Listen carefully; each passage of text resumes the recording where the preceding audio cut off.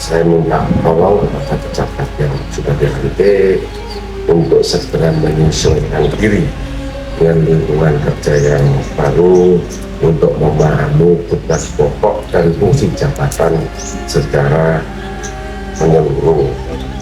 Harapannya bisa bekerja secara profesional, berintegritas dan berorientasi pada pelayanan publik.